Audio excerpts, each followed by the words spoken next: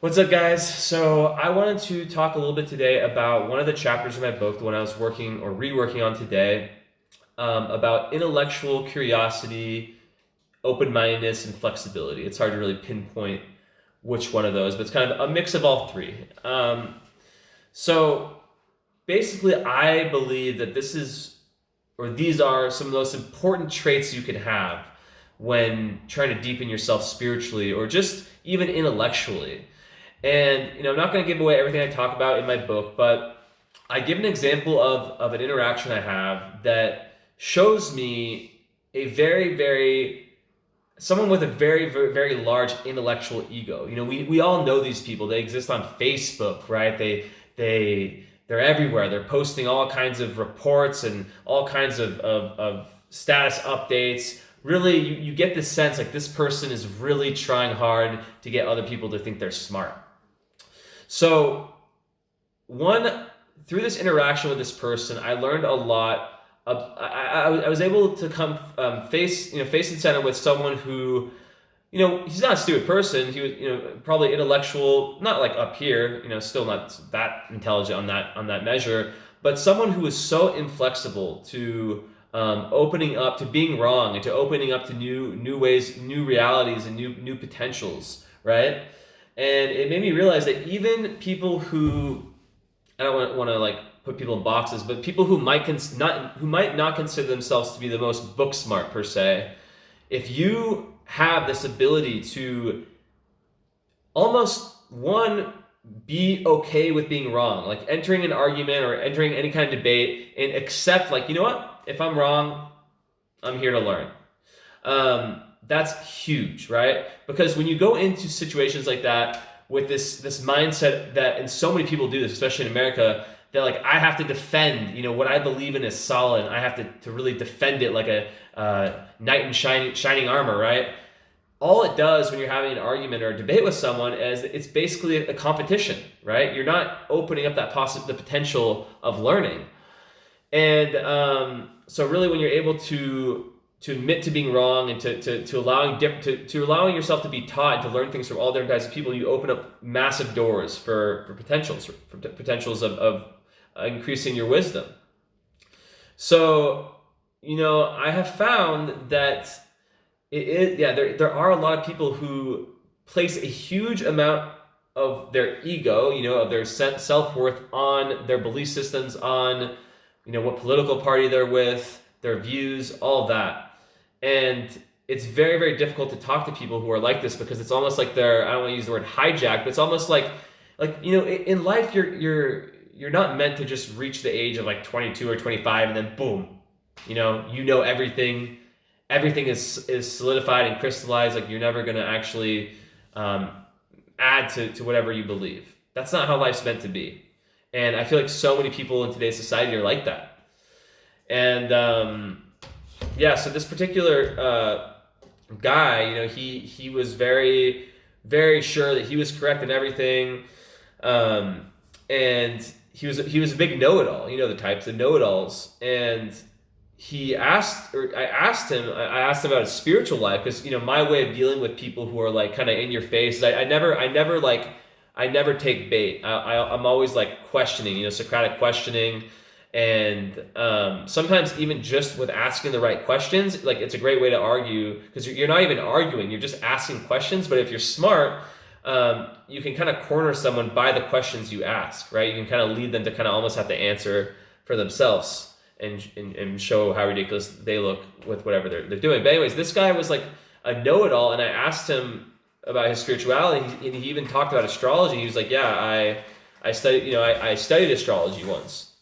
And when I asked him like a very basic question, like, do you have any like major aspects from outer planets to your sun and your moon? Anyone who's studying astrology would know if they have any conjunctions, oppositions, or squares to their sun or moon. He was like, I actually don't really know what that means. This was like after he had made these like big claims about how astrology is not, it can only get you so far. I forget exactly what he said, but he was responding.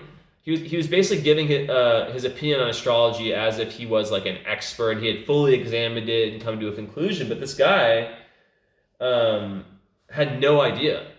and being compassionate and having energy that day, I reached out and I was like, or I was speaking to him. I was like, I'm just gonna like tell this guy what's up. He probably needs it. And this is like a everyday pajama wearing guy, and he wasn't depressed. That was just his style, and he was just a very. I barely knew him. He was like went to school with me for a little bit. He was just very. I don't know. I'm not hating. I even write about this in my book. I'm not hating on people who like wear PJs or who don't take care of their hygiene, because depression is a real thing. I've been there. But this guy, it was almost like beyond that. It was almost like he just like didn't give a fuck about how bad he smelled to people around him. But that's neither here nor there. But so this guy, he just acted like he knew everything on astrology, and then when it came down to it, knew nothing. And I offered to give him like not a free reading, just like little. I was like, I'll look at your chart and send you some audio recordings. And I saw so many difficult aspects. So everything was self-explanatory. I forget what he had, like Mars and Moon both being opposed by outer planets, like really difficult shit.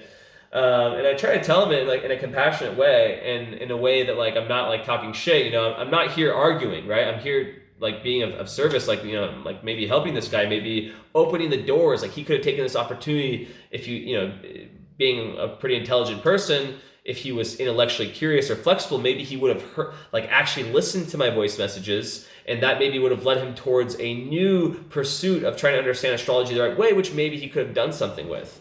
But instead, he listened to a few of them, and I don't think he ever actually listened to them. I don't know. I haven't checked, but like he basically, in my book, I talk about how like different events that happened to me during the period I was writing my book were synchronicities, right? It was like I'm meant to write about this, but he knew that this is the big part, he knew that by admitting, or that by answering to me, right? And maybe he listened to them all and just didn't want to answer, but he knew that by going into that conversation, he was admitting that he was wrong.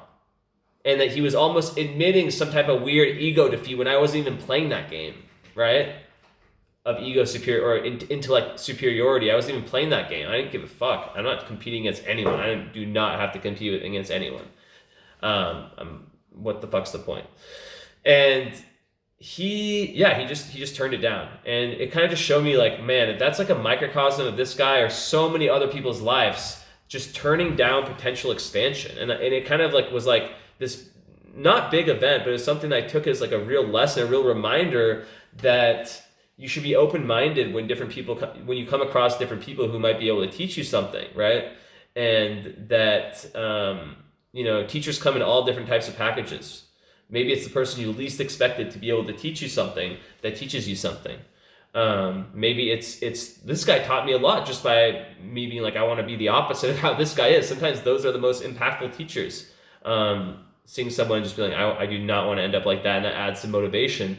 To be more open-minded, to be more curious intellectually, to want to explore different avenues, different ways of being, different potentials. Even I write about like how like I'm not like a Republican, I'm not with any political party, but like I've had this curiosity in like the election year or whatever in America to like learn about like how people are in like the red states and conservative point of view, and kind of just try it on just to feel what it's like. And it's just these are things I do because I'm just curious of how people are psychologically. And I think it helped me gain compassion for people who have that view, and to see them differently. Not in like like I said, I'm not in any political party. I like to think of it like there's the fence. I'm trying to stay on top of the fence so I can have perspective. I came up with that today. I was like, that's dope. But yeah, so that's pretty much the data for today. Just intellectual curiosity. Stay curious. Stay open. Know that even if you're like someone might appear to be super intellectual and like using words like pseudo spiritual privilege, like this guy tried to use on me a few months ago, they don't actually know shit. There's the whole thing about beginner's mind. I always say the best gems at the end of my videos. Beginner's mind, which is basically from Buddhism, where you're able to look like cultivating the awareness and the ability to look at things and see things. Like I'm seeing Felix now, like I've never seen him before, like staring into him, like what is this? And really pondering, seeing everything like it's new and trying to see everything like it's new, and how important that is to just gratitude and everything. But also, Felix, how if you're not able to explain something to explain something complicated, like how you'd explain it to a 6-year-old, like very simplified, then you don't actually know what it is, right? So many people like hide behind big words and terminologies that they don't actually even fucking understand. So don't let people like that, I'm sure they exist in all of our lives, hinder you in any way. You're on the right path. You're following the right kind of Instagram accounts. Just joking. But really, you're growing, and we all have different paths to get to where we're going, which is finding truth. And there's what's the quote that my old counselor told me? He said there's many different highways to get to Los Angeles, which is like there's so many different paths to get to this place of growth and enlightenment, or whatever you want to call it. So that's my video for today. Give me a like, comments, all that stuff if you enjoyed it, and I'll be back soon. Also, drop a comment if you have a video you'd be interested in seeing me, or a topic you'd be interested in seeing me doing a video about. I'm totally open to suggestions. All right, guys. Me and my cats. There's Esmit and Felix. All right. We're saying peace out from Romania. Talk to you guys later. All right. Ciao.